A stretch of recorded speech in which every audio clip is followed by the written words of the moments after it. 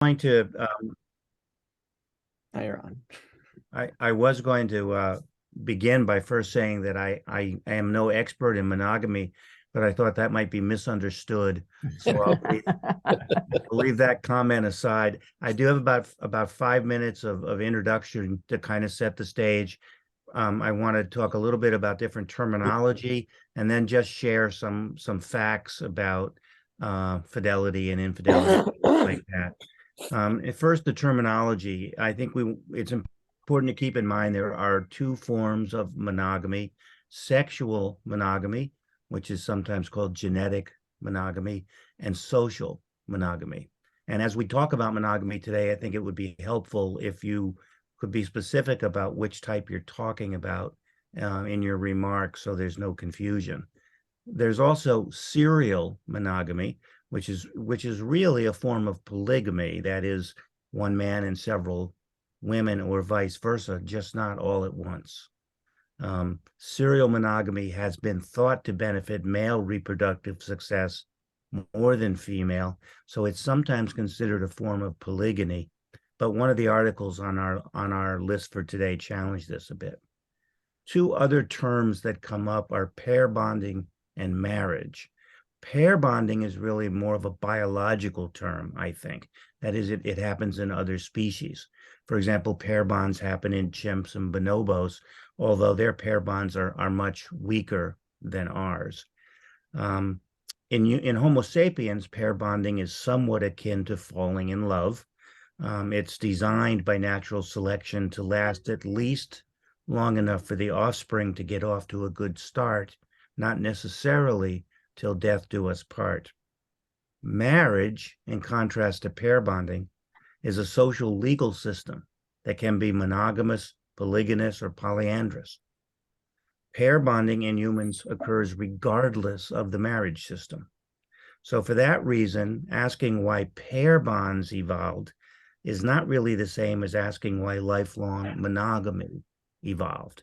And a lot of the literature on why monogamy evolved, I think, is really about why pair bonding evolved, although there's a lot of conceptual overlap and confusion between the two. All right, a couple of facts. Pair bonding and monogamy both happen fairly late in human evolution. Only 9% of mammals are sexually monogamous, and only 29% of primates are sexually monogamous.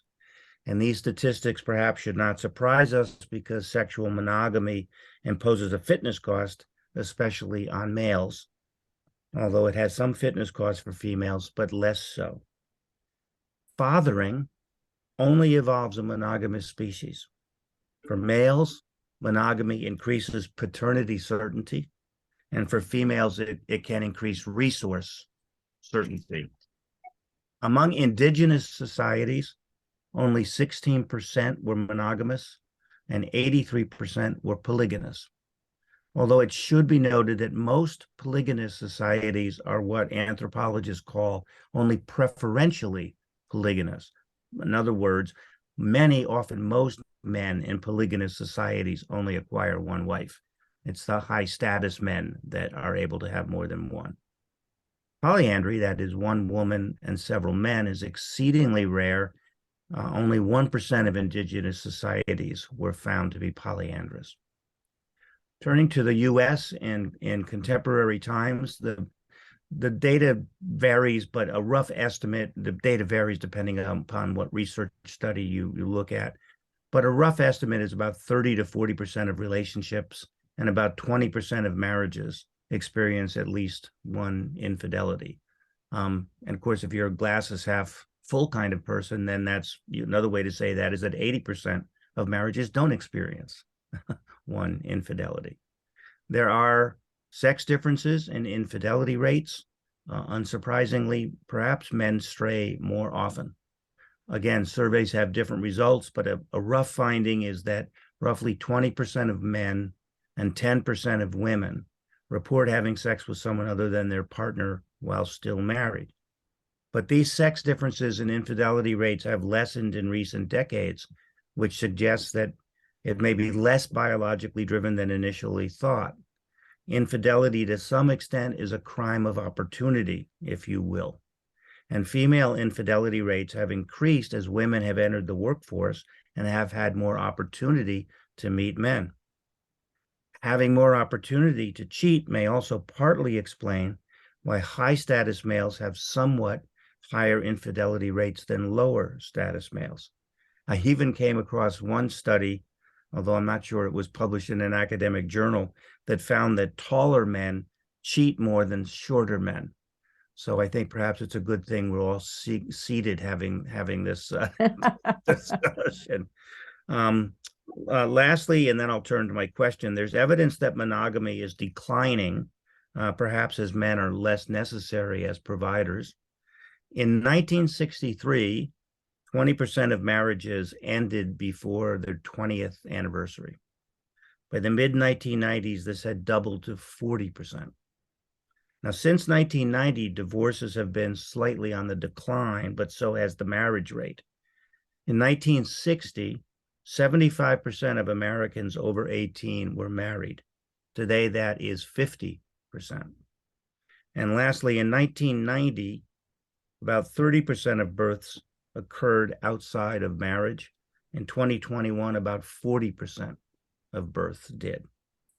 So let me toss out a question to get us started. Evolutionary psychologist David Barish, if I'm pronouncing his name correctly, writes that we are essentially a tortoise and a hare tied together to run a race. The tortoise being our polygamous nature and the hare being our monogamous culture. And we all know that cultural change moves much faster than genetic evolution does. Yes, we have evolved to form pair bonds, but not necessarily lifelong ones. And even if that were so, we now live decades longer than our hunter-gatherer ancestors. So arguably, our biology has been shaped for shorter-term pair bonds than our culture asks of us. So the question arises, is Professor Barish right? Are we pulled in two directions? That is, to be both sexually polygamous and socially monogamous? And if so, what are the implications of this? Stated less academically, is being sexually faithful to one spouse over a lifetime fighting against human nature? So with that as an introduction, I'll toss it open to who's ever brave enough to jump into these waters first. Rob, you're muted, Rob. Thanks. I've read Barish's book, and I have a little bit of a problem with the metaphor. If the hare is actually the one in charge of monogamy, it runs against the usual image of rabbits. I think maybe that's my problem with Barish's approach. He's a pretty good science writer, but I just found it a little bit questionable because he seems to come down pretty hard on the side of monogamy. Rob, what's the title of that book, Rob? Out of Eden. Out of Eden. I think, yeah. Okay. Yeah. And I also wanted to throw in the Sex at Dawn book, which I found quite provocative, and I used a lot. Yeah, I did read a little bit about that. There's been a scathing critique of that book published called Sex at Dusk, which I read a book review of that, and I haven't read either of those books, but the book review I read of Sex at Dusk seems like the author pretty effectively demolishes the arguments made in Sex at Dawn. For those who aren't familiar, Sex at Dawn was a book that seemed to want to assert that back in hunter-gatherer days, human sexuality was kind of like bonobos, and only with the dawn of agriculture and private property did things evolve the way they have. But anyhow, that's Sex at Dawn versus Sex at Dusk controversy is out there for you guys to read about if you want to. Yeah, Okay. Andy. Well, I just want to know, Steve, if you're for it or against it. For or against what? Tortoises or hares? Polygyny, I guess. Anything. Well, I think whatever you're for or against, it's important to know what human nature impels one to do. Yeah, that is the more interesting question. Yeah. Yeah. Ed, you had your hand up. Yep. Yeah, sorry. I just wanted to add, so I just popped in the chat a link to a podcast that I had shared earlier on Hilo, maybe a week or two ago. It was a BBC podcast about, is a kind of a nature series looking at what can we learn from animals about ourselves. And it was called Vole Love. And it was one of the things that I thought was maybe a good addition to your excellent intro, was their discussion of the neurotransmitters that are in some brains and not necessarily in others, in like two types of voles that are more monogamous than others, having more receptors for dopamine and oxytocin in particular. And that they made the point that we also have these receptors, which ends up making one sort of addicted to your partner, that it's not necessarily a requirement that you stay with this person. So they're not saying we're neurologically determined to do so, but I think that addiction to a partner is an important part of, I think, in favor of monogamy, as opposed to this looking at it as two different ways of being pulled towards and against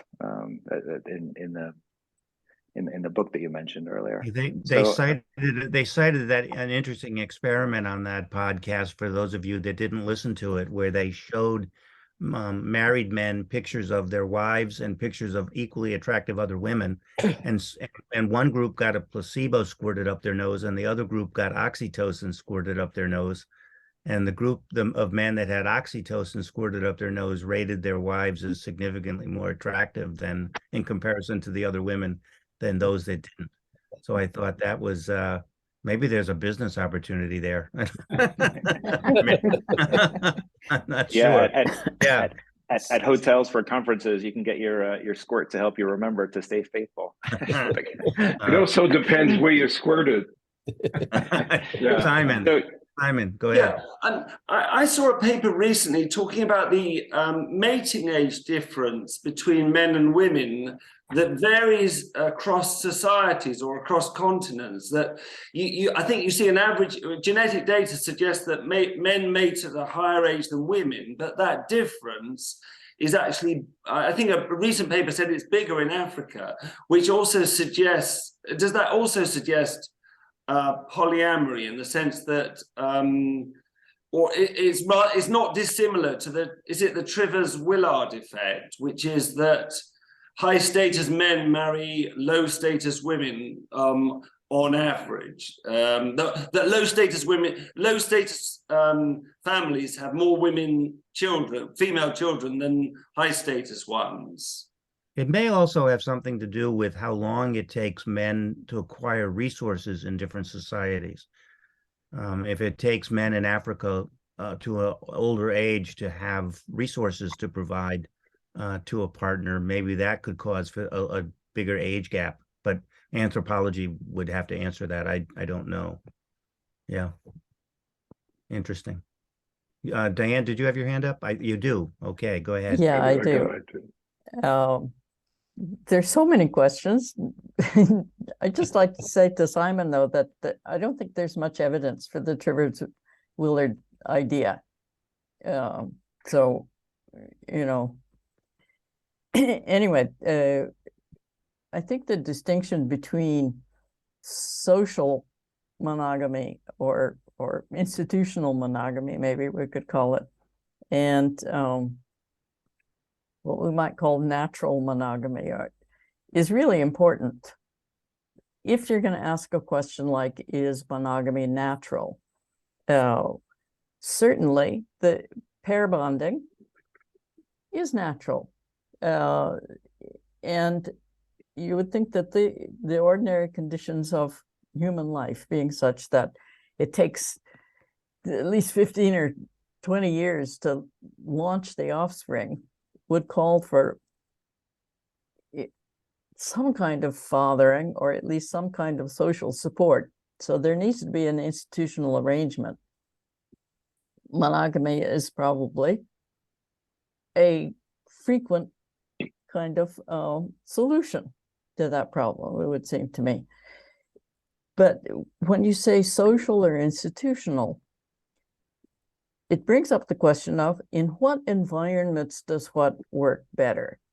And evolutionary point of view doesn't say genes determine. It says genes operate in an environment.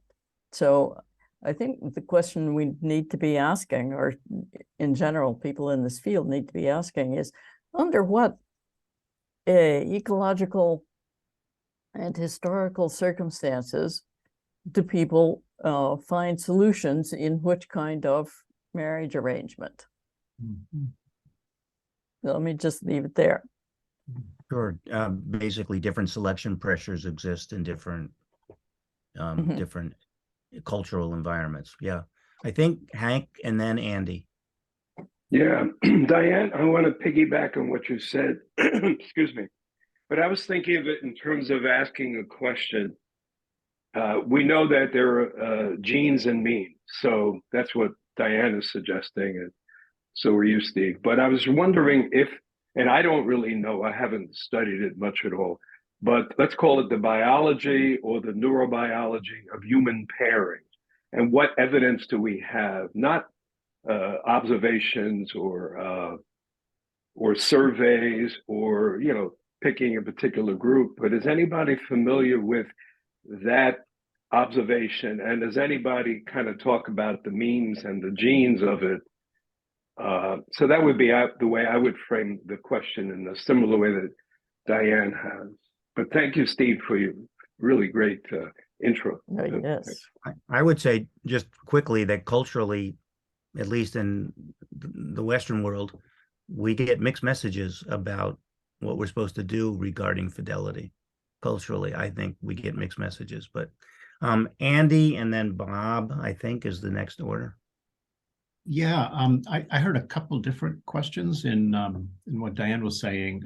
The question of sort of which institutional marriage arrangements are likely to prove sustainable given human nature is one question, or which institutional arrangements are likely to prove sustainable given certain cultural conditions.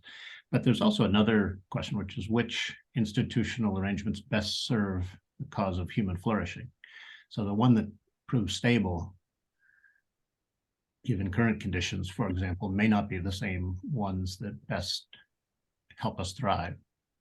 And chances are good that the norms that best help some people thrive are not always the best ones to help other people thrive, given their definition of thriving. So, Bob and then Rob. This is asking questions prompted from Diane and Hank's comments. Is anybody aware of studies where an animal is monogamous in one environment and they have been able to, the research has been able to move them to a different environment, shift that environment where they became polygynous?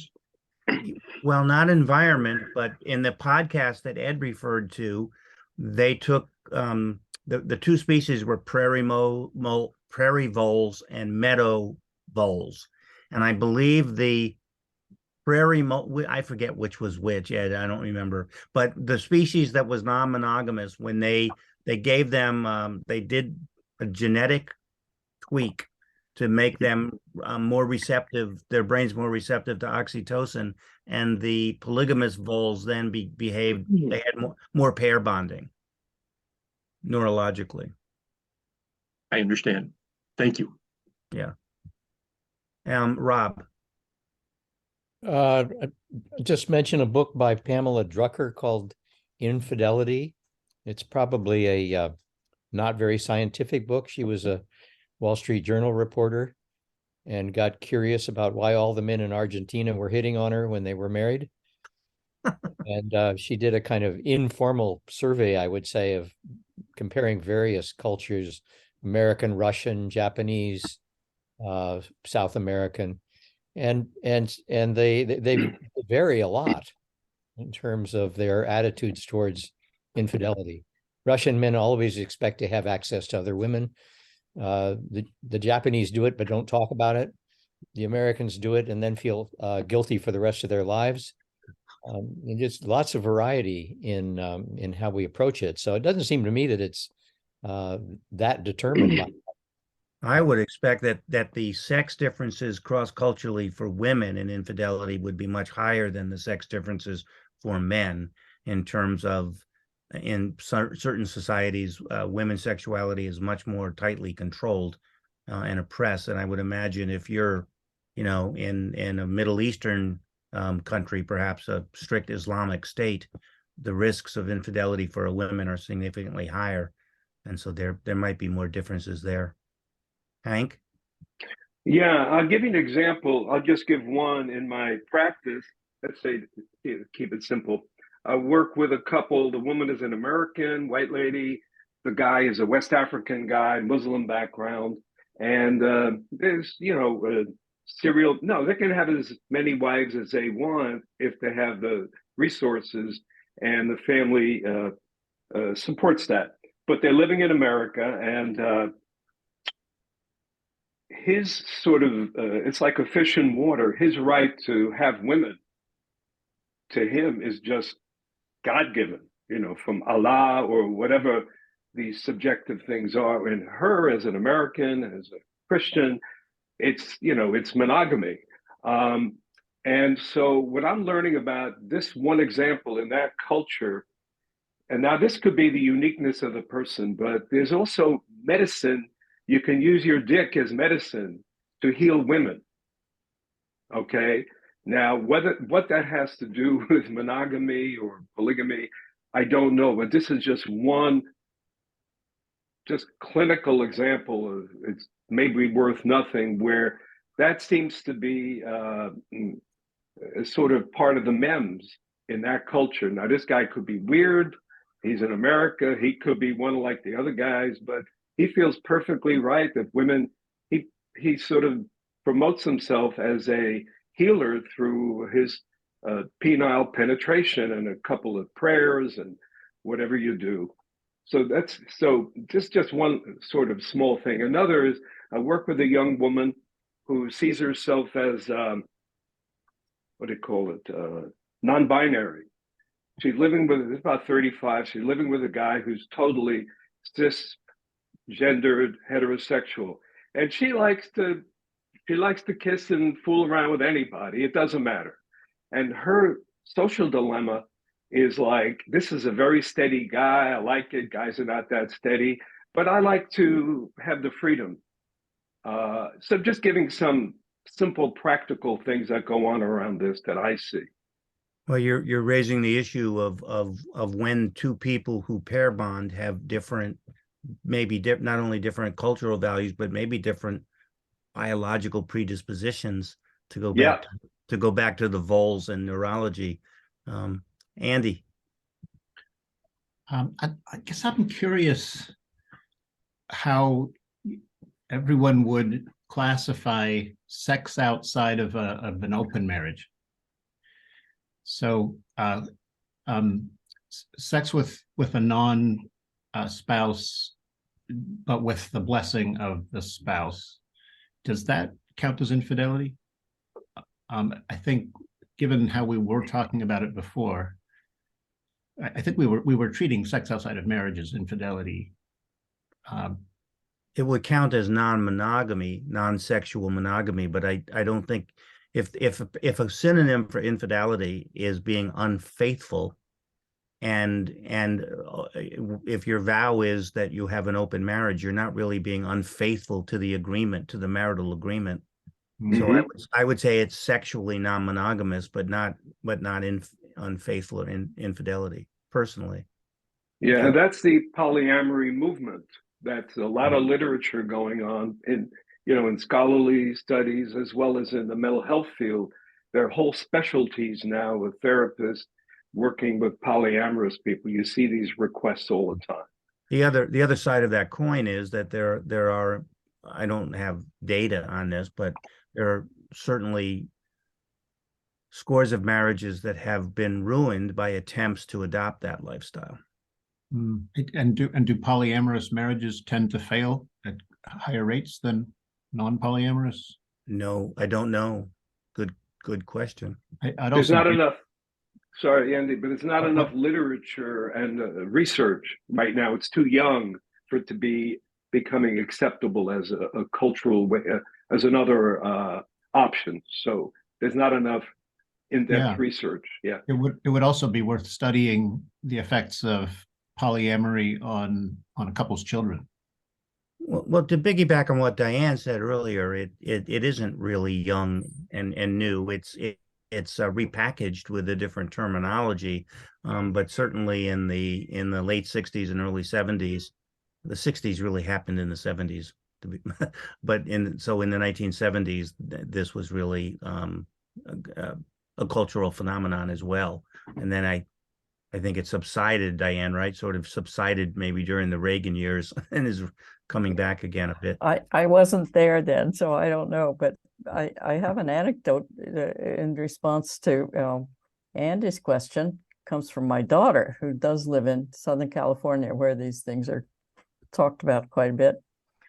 She had a friend, male friend from college, who was married, but he was unhappy, and they decided to have a polyamorous marriage. Wife was convinced, but then the next partner that this friend got involved with, he fell head over heels in love with, and got a divorce, and is in a monogamous relationship with the new woman. Sage. I was just going to jump on to what Diane was saying, which is that usually when you're in a monogamous relationship with a male-female relationship, and you decide to have an open relationship, you just effectively cuck yourself if you're the male, because the female, she can all of a sudden has all these options that were available to her that she can act on, and the sense of unlimited mating possibility maybe actually was more imaginary than you think.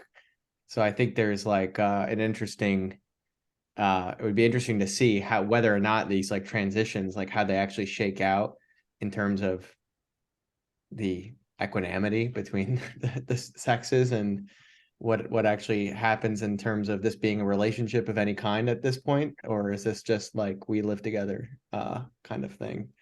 It seems like you'd have to have a lot of structure to really make it work, unless you're just going to open it up totally.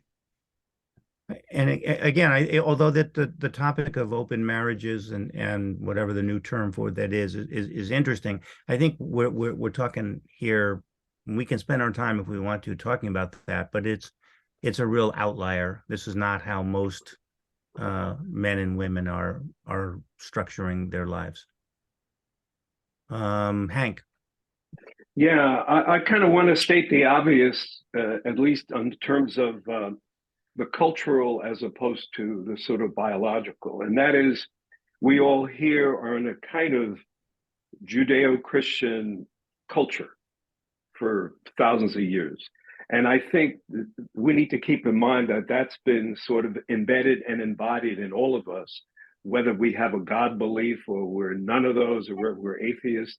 But it's been around for a long time. It's been programmed, and it may not be a gene changer, but there's it sort of will what's the word? It's a kind of an epigenetic factor here. So I don't know how we step back outside of what's embedded in us and think about it in a more biological, neurobiological sense.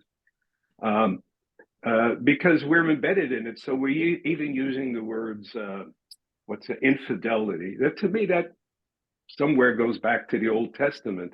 I don't know pre-Judaism and Christianity what they did in China, or what the Romans were like, what the women were like and men. I mean, we have whole different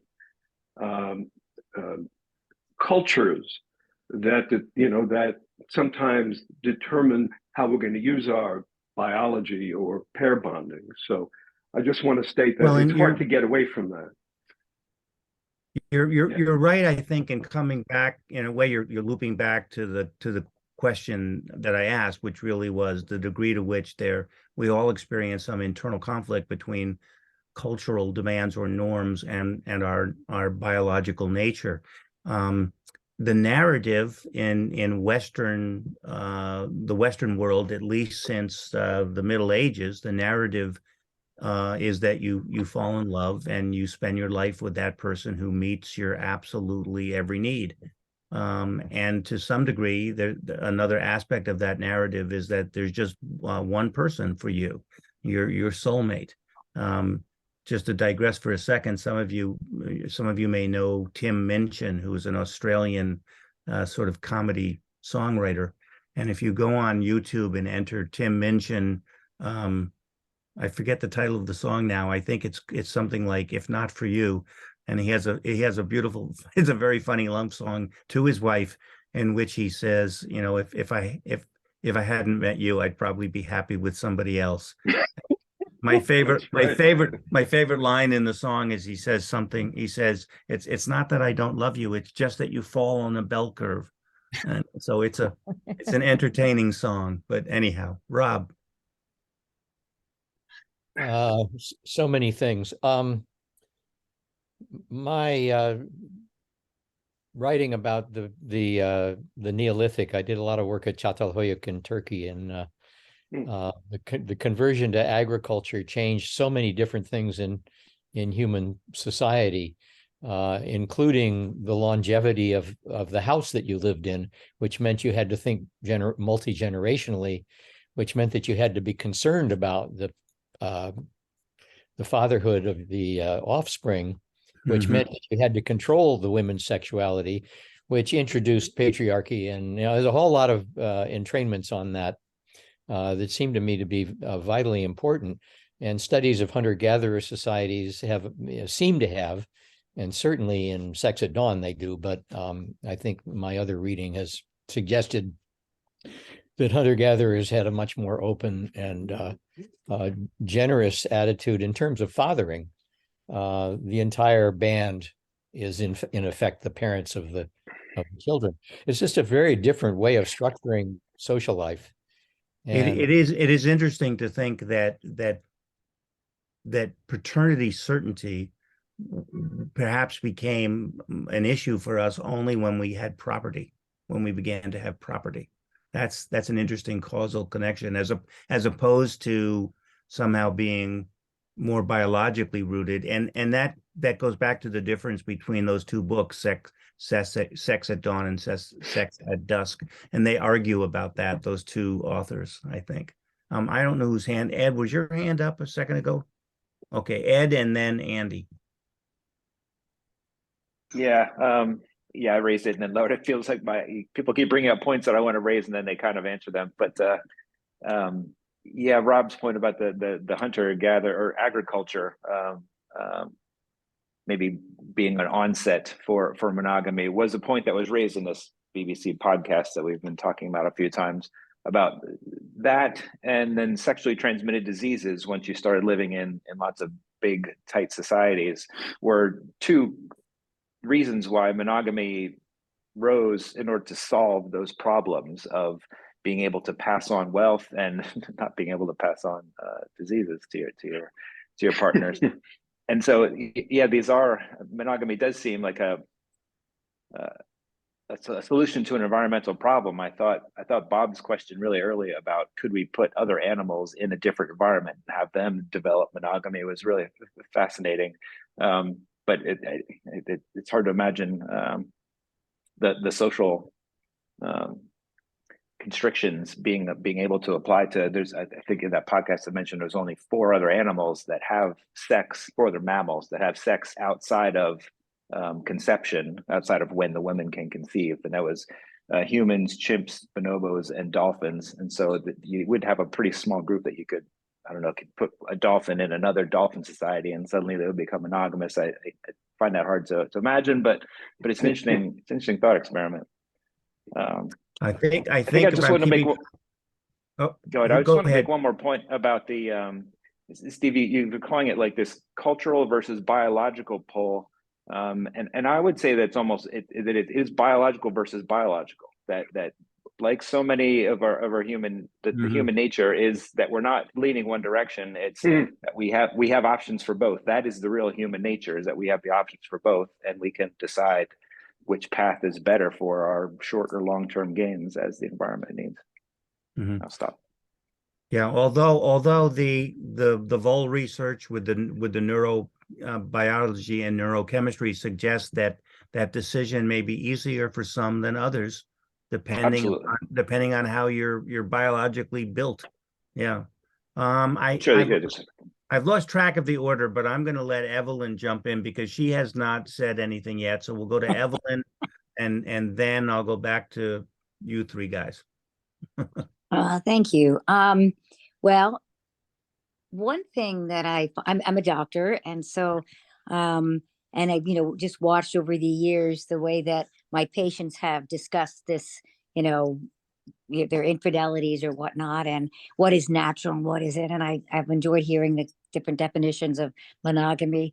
But I think really, the most what I mean, now looking at the current young people in our world and their understanding that gender is a continuum, and that even now in the younger generations, the people that consider themselves non-binary are more sexually active and don't have that same sense of monogamy versus non-monogamy. That to me it suggests that that it most of our monogamy is cultural. I think that there's no question that if you got to raise kids and that we're biologically probably we prefer likes of people that are similar to us so that we can stay together and raise children together. But I really think that if the difference between a man and a woman biologically is that the DNA is such that we have two X's, and an X has more methylation, more DNA generally, more carbons and more hydrogens. And that then allows us as women, more X's, to have the ability to keep those ovaries inside our abdomen instead of falling out and becoming testicles in a male. And knowing that in certain environmental stressors, for example, deer, that when deer are under stress, starving, don't have enough water, food, they have more male babies. That a lot of the division between a male and a female has to do with, our biology, and what the stressors of the mother are. And I really think that the biology of testosterone is really important too. I mean, my experience with men that are either more more polygamous is that they have a, maybe it's not necessarily testosterone with bald heads and hairy chests, but there's definitely something biologically that makes people more polygamous. And if you give people testosterone, they're more likely to want sex and look for it in different places. So I mean, I think there's a biological need here. I think that the social monogamy thing goes back to to tons of things, but I think we're on a spectrum. And it's biologic, and the social constructs of historical have really screwed things up. And yeah, marriage is a financial construct, but everybody's slightly different, and it's not one or the other. It's the whole damn spectrum. And but I think we're seeing it evolve as time goes by. And I think epigenetically, as we have less stress in our lives, we have more feminine qualities. I mean, to me, the idea of having more, and again, it's cultural. People don't come out, they do come out, whatever. But I do think that we will be seeing biologically changes in our sexual preferences, and biologically, epigenetically, lack of stress or more stress, differences in the way that we work with our, with our partners, male or female. So anyway, that's what I wanted to say. Thanks. Thank you. Andy, Rob, and Hank. So to build on Evelyn's point, Robert Wright in his book, The Moral Animal, argues that men and women should have very different attitudes towards sexual infidelity and emotional infidelity. He points out that the different levels of necessary investment in offspring should make women more threatened by emotional infidelity, by their spouses, or sorry, by their mates, emotional infidelity, because that might cause them to withdraw the resources needed to raise the offspring. That's supported by research that David Buss did. So there's research that says that's true. Yeah, and by contrast, men should be more threatened by sexual infidelity because they might end up having to invest resources in raising some other man's offspring. If this is true, and it's true that men are more tempted by sexual infidelity, and their higher rates of indulging in it suggest they do, and they're more threatened by their partners doing it, then I think we can conclude that men are by nature, or maybe by virtue of their testosterone, more hypocritical than women.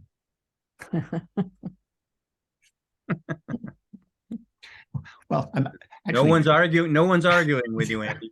That's a great syllogism, Andy. Coming from a philosopher, you could write a book on it. Rob, testosterone fueled hypocrisy. Anyway, you got it. I'll write it if you don't. For some reason, I can't resist. I can't resist telling this joke. There's a Israeli series called Fauda about the debate, and there was a joke. I saw it last night, where one of the guys on it's a very violent show, and it's about how messed up everything is. You know, no ideology. It's just vendetta. And he says to one of the other characters on the team, when you get a circumcision, they take part of your dick and it hurts, but you'll get over it. When you get married, they take everything and it lasts forever. Okay. I'll Do you have something else? Did you want to share something else, Rob, or just? Okay, Hank, go ahead. Well, it's very good. It goes back to the old Borscht Belt comics, as well. Here in New York, I want to, I forgot what I was going to say, but I wanted to respond to Andy's tautology, if you would call it, whatever. But if you think about the emotional and the sexual infidelity, I mean, it's hard to tell, but usually the women don't beat the hell out of their husbands if they cheat on them. But the guys beat the hell out of the women if they cheat on them. Now, that suggests to me that it's emotional, not just, the evolutionary aspect. So I just thinking about that too. I mean, there's a lot of violence and betrayal for these, well, I don't want to call them hypocrites yet, but so I'm not sure that, yeah. Sorry. I was just going to say, this is one of the criticisms of Sex at Dawn. Sex at Dawn advances what has been called a paternity indifference theory, which was that ancestral men pre-agriculture really didn't care that much about, knowing who their children were. And I think that's a unsupported theory, anthropology and wise, as far as I know. At any rate, Bob, go ahead. Oh, hey, Steve. I do know that Diane's had a hand up for a while, but because it's maybe hard. Oh, I can't, Diane. I can't see your hand because it blends into the background. So Diane and then Bob. Sorry. Okay, thanks.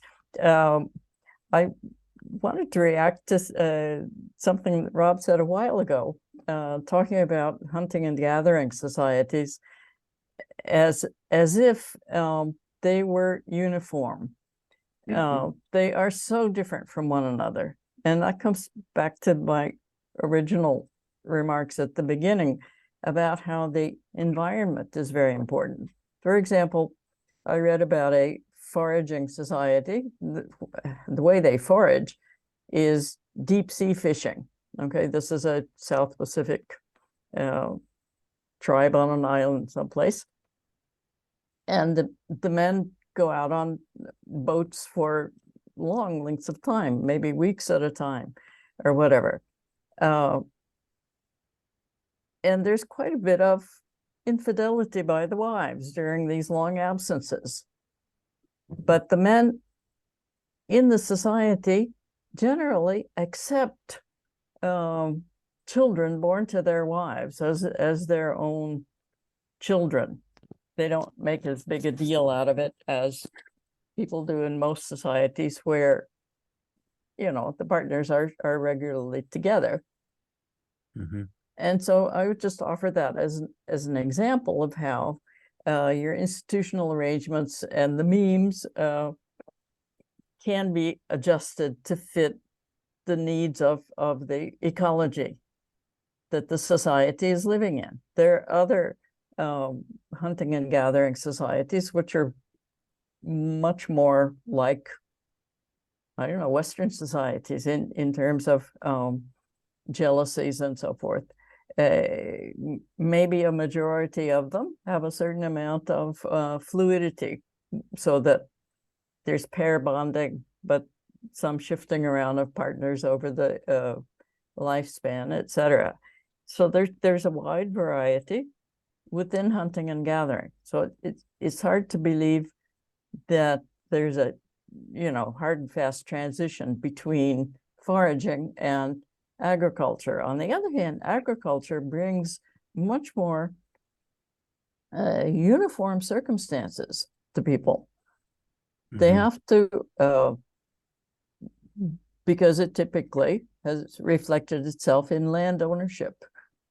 And when you have individual ownership of land, you have all these inheritance kinds of things, and you also begin to get inequalities, and inequalities lead to polygyny, more correctly.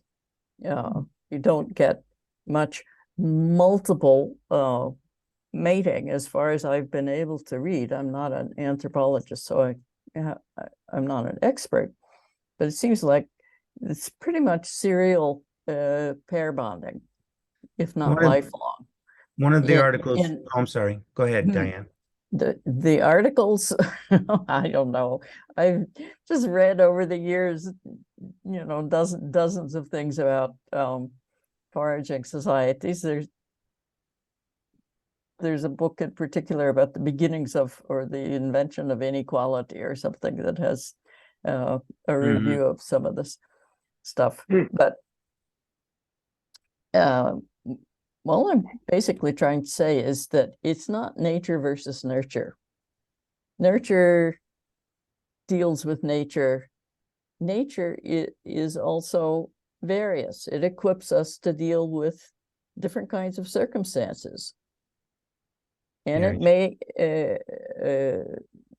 and there's a lot of individual variation. So you get some people who are more jealous, let's say, or more likely to fall in love forever, or whatever the case may be. But family is a social arrangement that primarily exists, I think, to raise children. And there can be many ways to do that. You can do it with one steady father. You can do it with groups, or with ancestral groups, or community groups, or whatever, that will fit into different ecologies. One of the themes that has run through a lot of the comments today, I think, has been the plasticity of human nature to some degree. One comment about marriage versus pair bonding, it was in one of the articles for today, said that one theory about how marriage began as opposed to pair bonding is that in hunter-gatherer societies, the men that were of hunting age, or most of them, would have to be gone most of the day, and they would not be able to do any mate guarding. And so that marriage ceremonies began as a public mechanism to identify who you were pair bonded with. I thought that was interesting. Another topic when we're not going to have time today, probably, maybe a little, but another thing we haven't talked about at all is the impact of increased lifespan on all of this. So whenever we're talking about other societies that anthropologists have studied, we're talking about a pair bond that would never last into your 80s or 90s. Can I jump in here and say, yeah, the human lifespan is not different in foraging societies and in modern societies. The amount Okay. of infant mortality is radically different. Yeah, And but I'm that- still that- not sure. Do you have and as that many people account- in your that 80s, accounts- 90s? You get some people into their 80s and 90s. Yeah, But as a lot of many people. percentage-wise? I don't know the answer. Yeah, but- I don't know the answer to that either. But what I'm saying is that the human lifespan hasn't gotten longer. The number of people who live, the percentage of people who live long Okay, has gone up. that makes sense. Bob, Rob, and Hank. I just want to comment. I love this roving conversation and how a topic comes up, and then before I, as the speaker, gets my turn, someone builds upon it, and it just really makes it a rich conversation. I raised my hand with a comment Hank made about it wasn't, and this was in reference to the aggression for a male when he's discovered a cheating, an unfaithful spouse, and whether it was biology or just the emotion taking over. And for me, that's not an or. That is the emotion is the tool that biology uses to create the action that biology is doing, and it filters exactly through Diane's comment that followed that about it's not nature or nurture. If these emotions will come up due to our biology, but then it has to funnel through this combination of nature and nurture, and even as Steve pointed out, the plasticity of our human brains. That emotion could rear up due to our biology, but the resultant action can be so many different ways based on additional biology and additional culture and learning. I don't have a conclusion to that, but it did seem to me that emotion, which we can all recognize in one shape or another, just as something happens, a stimulus happens, and boom, a red mist descends over us. But then how the action actually materializes can take so many different shapes. Right, we're not slaves to our genetic interests. Well said, perfectly said. Rob and then Hank. I'll try to be quick. Talking about the Neolithic, and I sort of follow up on that. Çatalhöyük is a very dense community with solid walled houses. And when you start living in solid walled houses, nobody can see what you're doing. And the possibility of jealousy, envy, suspicion, what's going on in the neighbor's house? Are they hoarding stuff? All of that, including the women, starts to bring those emotions into play in a way that was very different from what was happening in hunter-gatherers who lived in temporary shelters in communal arrangements. That was one thing I wanted to bring up. And the other is a book by Philip Slater called The Glory of Hera, about the sexual relationships in classical Greece, where the men would grow up as they were growing up, they would become the boyfriends of older men who would train them in society.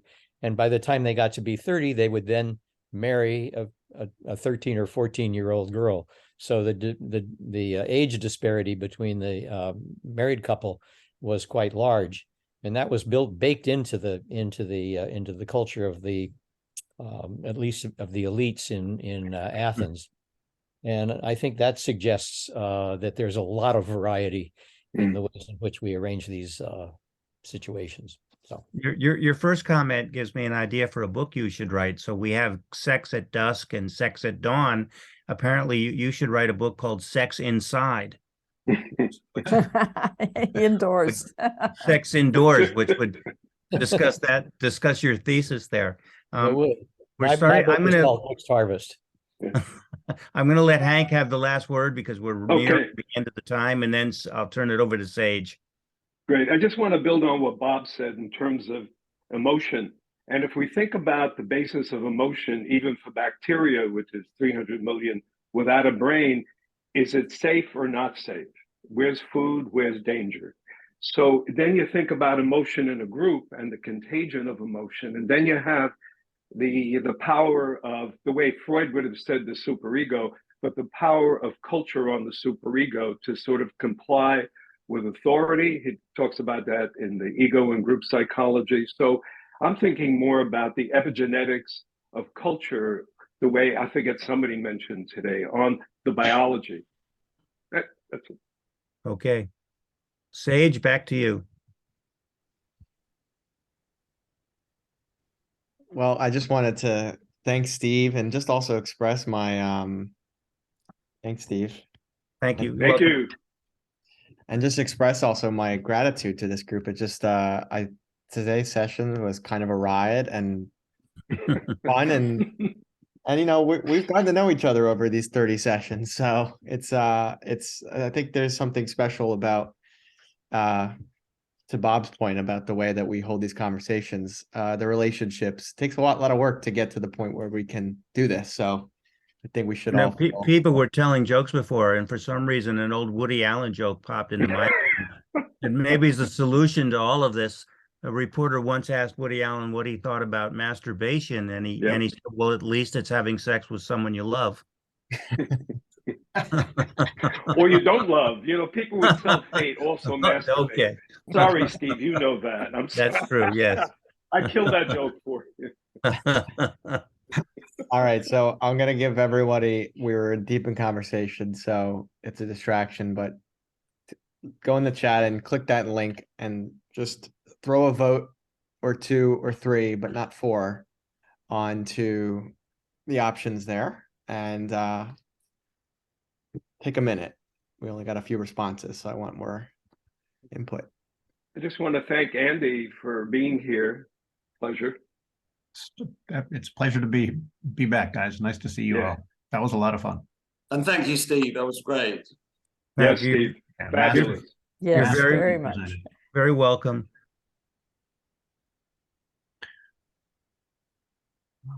All right, well, we've got 4 responses, 5.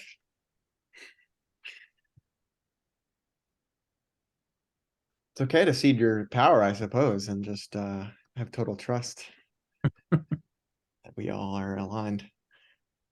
And you can always suggest topics. I'm always kind of pulling ones from past that got some votes, and if there's new ones, I'll add. And that's always in the emails. You could see the topic suggestion form.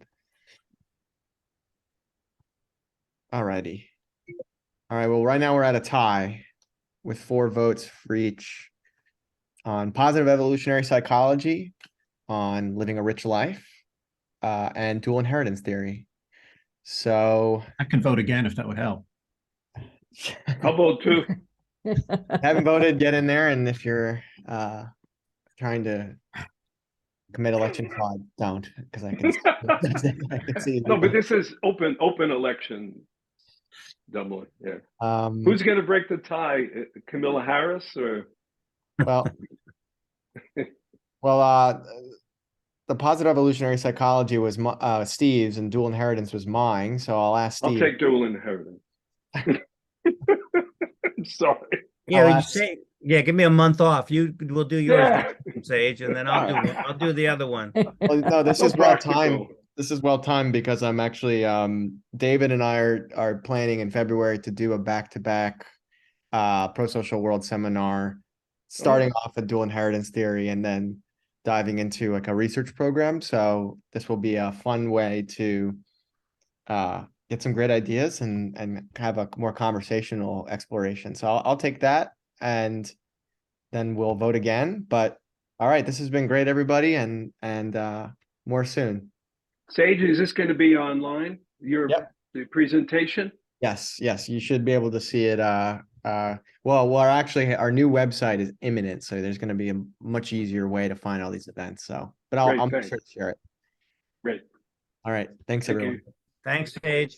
Thank you, everyone. Bye-bye. Thank you, everybody. Thanks, Steve. Bye. Thanks, everybody.